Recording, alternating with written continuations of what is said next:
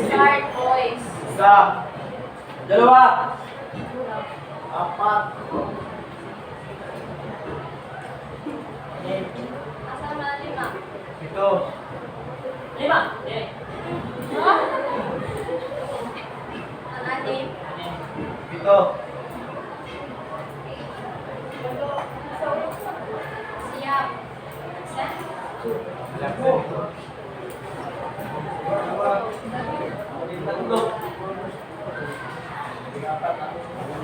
15. 19. 20. 1. Dalawa. 23. Girls. 3, 4, 5, 6, 7, 8, 9, 10, 11, 12, 13, 14, 15, 16, 17, 18, 19, 20, 21, 22, 23. Mga perfect ba? Perfect yun ang girls.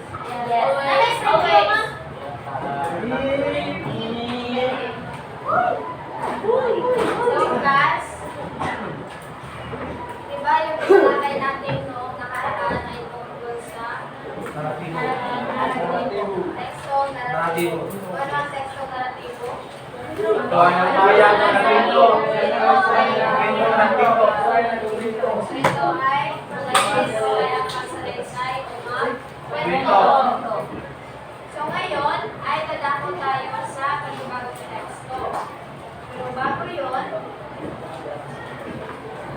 ay may gagawin muna tayo. Tukuyin. Okay. Ito ay bukuyin mo. So meron ako dito mga larawan. At gusto ko na tukuyin ninyo kung ano ang nasa larawan. Ang mga larawan ay mga isyong panlipunan. So nagkakaintindihan? Yes! Opo. So unang larawan. Sino ang kakasagot kung ano ang nasa larawan? Tama, ito ay Abortion. Abortion. Ito ay abortion. So ang pangalawang larawan,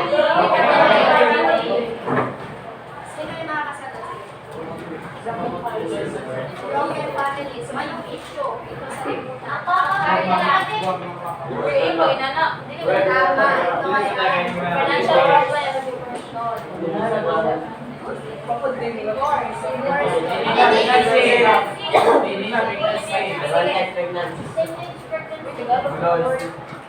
Okay, tama. Ito ay teenage pregnancy. So, ang pang-apat at panghuli na larawan, isa, ito ay death penalty.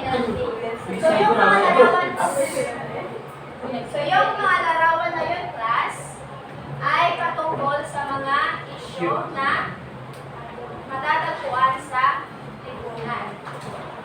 So, ngayon, ay meron akong teksto dito. At gusto ko babasahin natin ito ng sabay-sabay. Nagkakaintindihan? Opo. So, ang paksa ng tekstong ito, class, ay tungkol sa abortion. So, dapat ba ito o hindi? Ang sumulat ng tekstong ito ay si Wilfred A. Malabon. So, pakibasa lahat. Ang buhay ay sadyang napakahalaga sa mundo. Buhay na hindi kailanman mabibili at magbibigay sa kahit ninuman. Kaya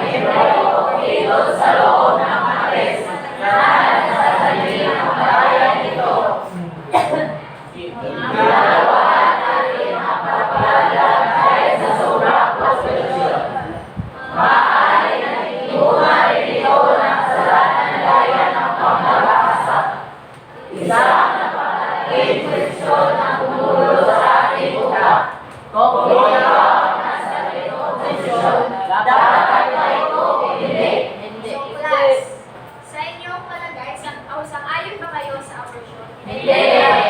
Bakit? Kasi Bakit tayo? Dahil may sala ka sa Panginoon kapag ginawa natin na ang kanyang abortion. Kaya ang Diyos lang ang dapat makapag-asa kung yan ay Okay, so hindi siya sumasang-ayon sa abortion dahil ang abortion ay masamang gawain. So sa mata ng Diyos, dapat hindi itigil ng buhay. So ipagpatuloy natin ang teksto. So ito ay ang opinion naman ng may akda na si Wilfred. So para sa kanya daw, huwag na ituloy at kalibugin pa ang ating isipan sapagkat hindi kailangan naging tama ang pagkakalat. Una, hindi sapat na rason ang pagdami ng populasyon sa abortion sapagkat maraming mga alternatibo at paraan upang ating ito makontrol lalo at tayo sa tayo sa mga kapagpipilian. at ang panghuli, Ang abortion ay isang krimen sapagkat ito ay pagpatay. Ang sinumang nagtatanggap piliin ng buhay o pumigil ng buhay ay makapagsaan. Hindi ito karapat-dapat sa harap ng Diyos. Kahit pa anong sabihin natin, mabait man ang mga halalan sa pagkakataon ay alam mo hindi kayo o nakakawag ka ng sundis. Ang pagpatay ng Diyos. so sa teksto ni Wilfred tungkol sa abortion ay hindi siya sumasang-ayon. Tungkol sa ano ninyong binasa? Okay, tungkol sa inyong panlipunan na Abortion. So, sang-ayon ba kayo sa sinabi niyo na o sang-ayon kayo sa kanyang teksto? Saan hindi tama ang pag-abort na ano ang napapansin ninyong mga salita ginamit sa teksto binasa class? Argument. Okay, so ang tekstong binasa class, ang mga salitang ginamit dito ay yung mga salitang nangungumbinsi sa mga tao na pumanig sa kanyang opinion o sa kanyang ideya. So ano kaya ang koneksyon nito sa bago natin alamin? Sino yung makapagbibigay kung ano yung ating pag-aaralan ngayong araw? Ano kaya na teksto ang pag-aaralan natin? Resibo. Resibo. Okay, tama. So, ang pag-aaralan natin ngayon, class, ay tungkol sa tekstong argumentatibo. So, ang layunin natin ngayong araw, class, ay maiisa-isa mga katangian ng tekstong argumentatibo, magkakagawa ng sariling tekstong argumentatibo, at saka mapapahalagahan ang tekstong argumentatibo. So, class, ano nga ba ang tekstong argumentatibo? So, tekstong argumentatibo, ito ay isang uri ng teksto kung saan kailangan ipagtanggol ng manunulat ng kanyang posisyon patungkol sa isang paksa, isyo, o usapin. So, sa tekstong argumentatibo, class, bilang manunulat ng isang tekstong argumentatibo, ay dapat may sapat at matibay ito na ebidensya na kung saan ay kaya niyang ipagtanggol ang kanyang panig na pinili sa isang isyong panlipunan. So, class, may dalawang layunin ang tekstong argumentatibo. So, una ay ang makapaglahad ng katwiran. So, ito yung pinakaunang layunin ng tekstong argumentatibo. Ang saan ay may paglalaban ng isang tao o ng isang akda ang kanyang panig na pinili. Then, pangalawa, layunin ng manunulat na may pagtanggol ang kanyang posisyon sa paksa o isyong pinag-uusapan. So, sa tekstong argumentatibo class, kaya na sinabi ko kanina, ay kailangan talaga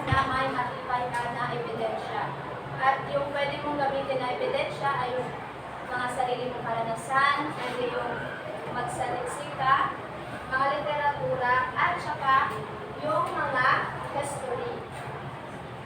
Then class, dumako naman tayo sa dalawang elemento ng pangangatwiran. So, dalawang elemento ng pangangatwiran ay ang proposition at saka argumento. So, uunahin natin ang proposition.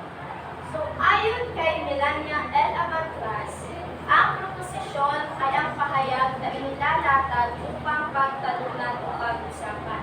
So, sa madaling salita, class, ang proposisyon ay ang siyang paksa na pinagtatalunan ng dalawang panig. So, mahalaga ang proposisyon dahil kung walang proposisyon, class, walang magiging argumentatibo. So, dapat talaga sa isang tekstong argumentatibo ay pipili muna ng paksa o proposition. So, narito ang mga ilang halimbawa ng proposition, class. So, una, dapat ipasa. Dapat ipasa ang divorce bill upang mawasan ang karanasan laban sa kapaligiran. So, sa paksa na itong class, ay alam naman natin na hindi lahat sasang-ayon. So, may iba-ibang opinion ng mga tao. So, hindi talaga lahat sasang-ayon sa paksa nito. So, nakadepende na sa manunulat kung ano o paano niya makukumbinsi ang mga tao na umating sa kanya. Sang-ayon ba o hindi? Naiintindihan?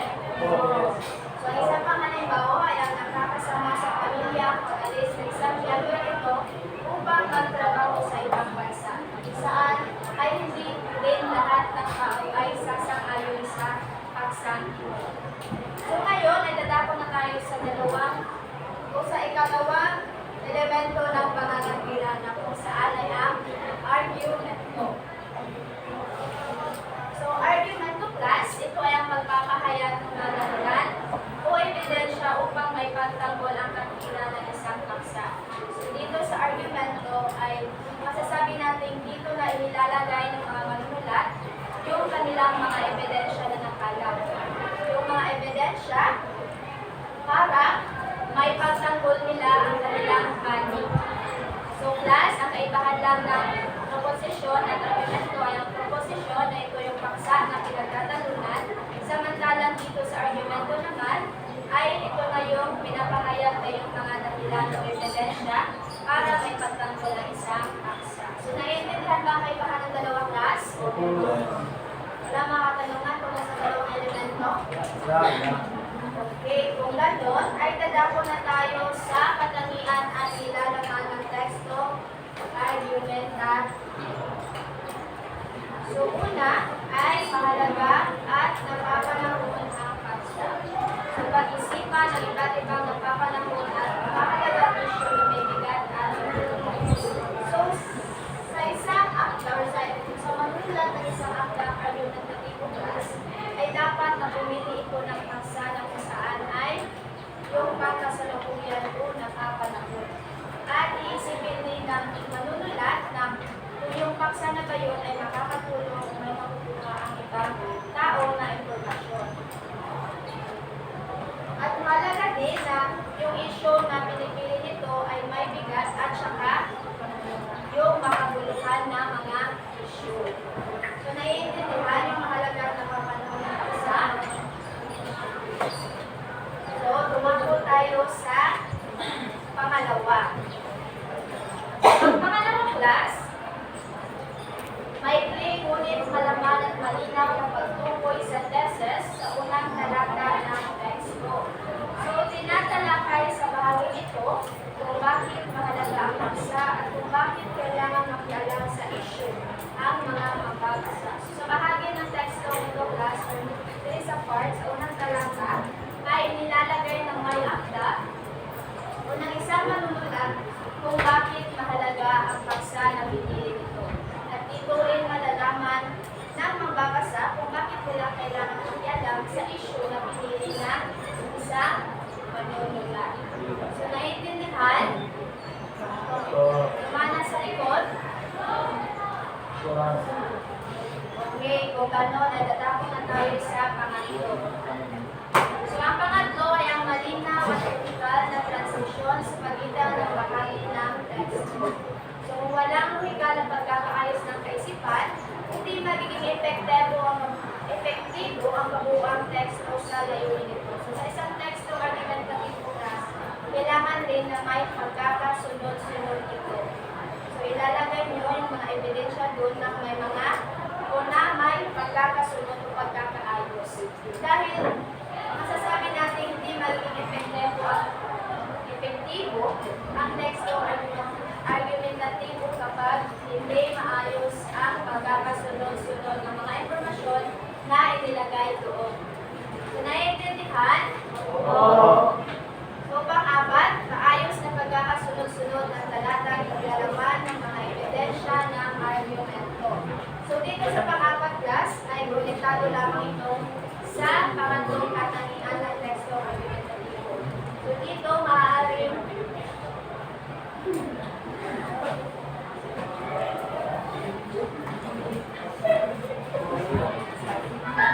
So, dito class, continue. So, dito ay pwedeng maikli lamang ang gagawin mong argumentatibo. Basta ay madaling maunawaan lamang ito ng pagbabasa. Kesa sa taas kayo yung mga argumentatibo, dili natin ay masaktan sa pagbabasa sa inyong teksto argumentatibo. So, pang-limang class ay dapat matibay na ebidensya para sa argumento. So, sa teksto argumentatibo, dapat talaga ang ebidensya na ibabahagi nito ay bibigay ay yung mga detalyato, tumpak, at napapanahon ng mga informasyon. So, naiintindihan? Oo. Walang katanungan tungkol sa limang katangian? Wala? Sure? Yes. So, ngayon ay dadako tayo sa kaibahan ng tekstong argumentatibo at saka sa tekstong persuasive. So, diba tapos na tayo doon sa tekstong persuasive. So, kung sa may nanuntuman ninyo sa tekstong persuasive. Kubinsi. Tayo nga kami para magkubinsi na natin. Pursue. So, tekstong persuasive na nanuntuman ninyo. Kaya o panukumbinsi. So, magpanig ko ang class, tekstong persuasive at tekstong argumentatibo ay pareho silang nangukumbinsi ng tao. So, ang kaibahan lang, ang tekstong argumentatibo ay nangukumbinsi batay sa datos o impormasyon. So, yung mga makatotohanan ng mga impormasyon, yung mga na-adyo ebidensya or mga facts. Then, objektibo ang tekstong argumentatibo. So, samantala sa tekstong persuasive naman, ay nakukumbinsi rin siya, pero batay sa opinion o subjetibo. So, maaari siyang imahinasyon o opinion lamang ng may akta. So, naiintindihan?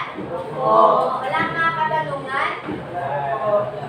So, kung ganun, ay may aktibidad tayo na gagawin. Handa na ba kayo? So, class, ang gagawin natin na aktibidad ay Ipaglaban ng best. So, ngayon ay papanggatin ko kayo sa tatlong pangkat. So, papanggatin ko muna kayo sa tatlong. So, mag-counting tack. Start. So,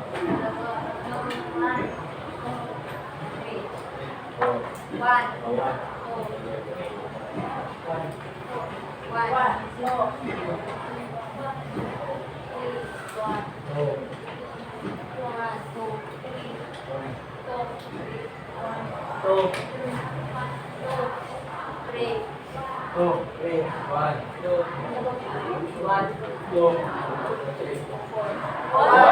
Okay, so, to ang last na answer. So, class, ang gagawin ninyo ay meron ako dito isang paksa. So, artificial intelligence, pangalan sa hinaharap na lipunan. So, ang pangkat 1, sila ang sasang-ayon sa paksa ito. Ang pangkat 2 ay siya namang hindi sang-ayon. At ang pangkat 3 ay magtatalunan ng dalawang pati. So, class, asa number 1? Parang ka na number 1. So, dito po nga side number 1, number 2, dire, number 3, at sa tuyo. Ang mga tagahaton, kaya ano sa tuyo.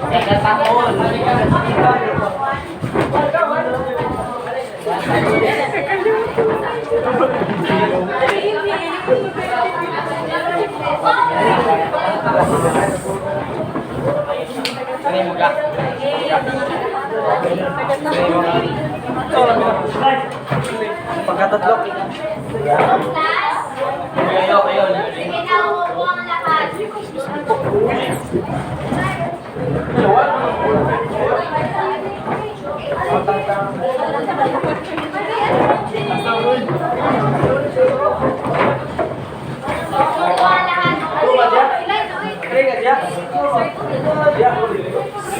Lingkod kanan.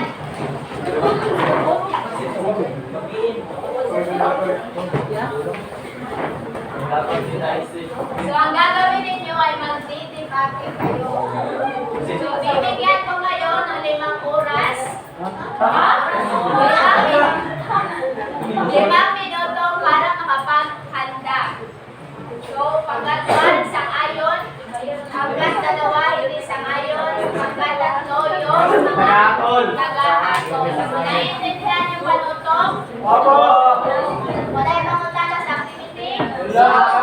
Sige, start na. 5 minutes. So, pag-circle mo para makasinabot ka.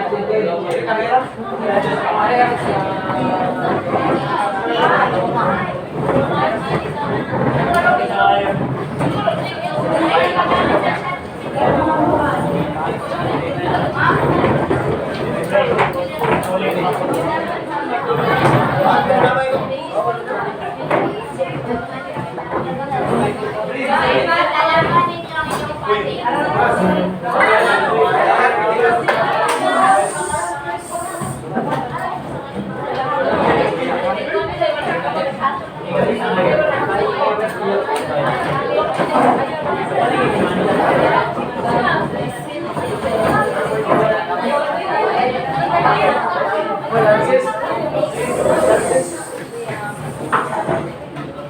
Huwag maingat ka. Sige na. 5 minutes na kaya na ha. 5 minutes na.